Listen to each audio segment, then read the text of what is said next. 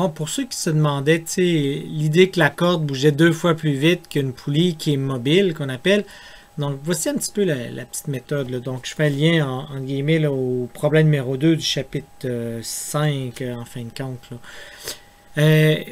Ici, donc, on s'imagine, on a une poulie qui est mobile. Bon, il peut y avoir une charge qui est accrochée dessus, quelque chose comme ça. Et ici, on a une corde qui monte, peut aller sur une autre poulie. Puis là, tu sais, dans le fond, on tire sur la corde qui est ici, là, la poulie fixe au plafond. On s'imagine quelque chose comme ça. Moi, ce que je vais surtout regarder, c'est la corde, lorsque la poulie monte. Fait que faisons monter la poulie, ici, d'une valeur, là, appelons X. Donc, si je monte ici la poulie de X, ça veut dire que le côté ici est monté de X aussi.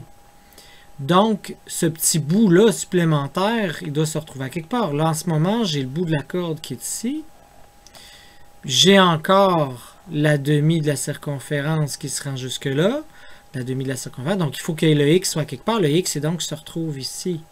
Donc, si le X se retrouve là, ben, regardez, le bout de la corde, lui, hein, il était ici. Il est monté de tout ça, lui, le bout de la corde, pour se rendre là. Donc, il est monté de combien? Ah, de 2x en tant que tel.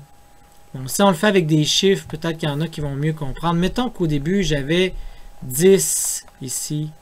Et que tout le pourtour ici, c'est 5. Donc, ma corde fait 15 au total. Si x, je monte de 1. Bien là, ça fait 10 moins 1. Ça veut dire que j'ai 9 ici. Mais si j'ai 9 et j'ai encore 5 là, qui est ici, ben, il me faut le 1 à quelque part. Donc, le 1 se retrouve ici. Et nécessairement, j'ai monté de 2. Hein, parce que je suis parti de là pour me rendre là. Donc, ça vous donne une petite indication un petit peu là, par rapport à cette chose-là.